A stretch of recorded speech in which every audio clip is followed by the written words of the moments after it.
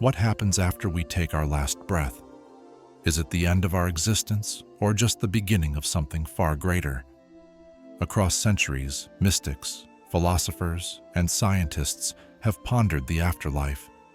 Some say it's a realm of divine judgment, while others believe in reincarnation, a cycle that continues until we reach enlightenment. But what if the truth is beyond what we can comprehend? From ancient Egyptian beliefs in the Field of Reeds to the Tibetan Book of the Dead, every civilization has tried to decode what happens after death. Plato, the great philosopher, suggested that the soul is eternal and merely sheds its physical form, transitioning into a higher plane of reality. This echoes the Hindu concept of samsara, the endless cycle of birth, death, and rebirth, driven by karma, the weight of our actions in life determining our next existence. The Bhagavad Gita states, "For the soul, there is neither birth nor death at any time. He has not come into being, does not come into being, and will not come into being. He is unborn, eternal, ever-existing, and primeval." This view suggests that death is not the end, but a transformation, a shift into another state of consciousness. Heaven, hell, or something else. Religious texts offer diverse interpretations of the afterlife. Christianity and Islam speak of heaven and hell, realms of eternal reward or punishment. Dante Alighieri's Divine Comedy vividly illustrates the journey through the inferno, purgatory, and paradise, where souls are judged based on their earthly deeds. Yet beyond religious narratives, modern metaphysics explores the idea of a life review. Near-death experiences, NDEs, as documented by researchers like Dr. Raymond Moody, describe individuals seeing their entire lives flash before their eyes, feeling not just their actions, but their impact on others. Could this be a moment of self-judgment where the soul determines its own fate? Carl Jung, the Swiss psychiatrist, once had a near-death experience and described floating beyond the physical world, feeling an overwhelming sense of peace.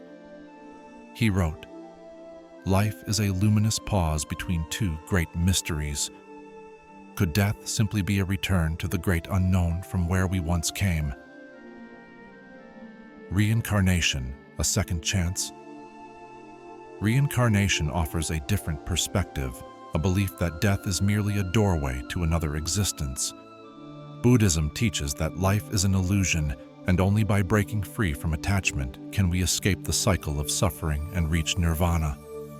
The Dalai Lama explains, "Our prime purpose in this life is to help others. If you can't help them, at least don't hurt them." If true, this suggests that the actions we take in this life shape not just our current existence, but our future lives as well. Some scientists, like Dr. Ian Stevenson, have studied children who recall past lives with astonishing detail, recognizing places and people they have never seen before. Are these mere coincidences, or do they point to an undeniable truth about the continuity of consciousness, the cosmic perspective? What if the afterlife is not a place, but a state of being? Quantum physics suggests that energy cannot be destroyed, only transformed.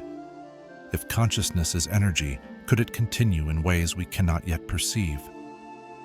The ancient Stoics believed that death was simply a return to the universe, a dissolution back into the cosmic order. Marcus Aurelius wrote, "Death smiles at us all a man can do is smile back." Similarly, the Sufi mystic Rumi described death not as an end, but a reunion. Don't grieve.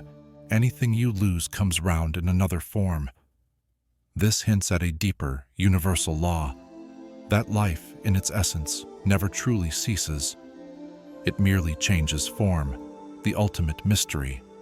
No one truly knows what lies beyond death, and perhaps that is the greatest mystery of all.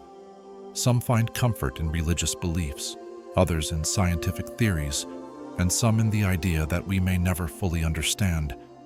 But one thing remains certain. The way we live now shapes our journey beyond. Whether it is reincarnation, a divine afterlife, or a return to the cosmic fabric, our actions, intentions, and love leave an imprint far greater than we realize. As the great philosopher Socrates said before his execution, "To fear death, gentlemen, is no other than to think oneself wise when one is not. For no one knows whether death may not be the greatest good that can befall a man." Perhaps in the end, death is not something to be feared, but embraced as the next great adventure. So the real question isn't just what happens after death, but rather, how are you shaping your afterlife now? Because if consciousness is eternal, then every choice, every action, every moment matters more than we could ever imagine. Perhaps the afterlife isn't a mystery to be solved, but a reality to be prepared for. The journey never ends. It only changes form.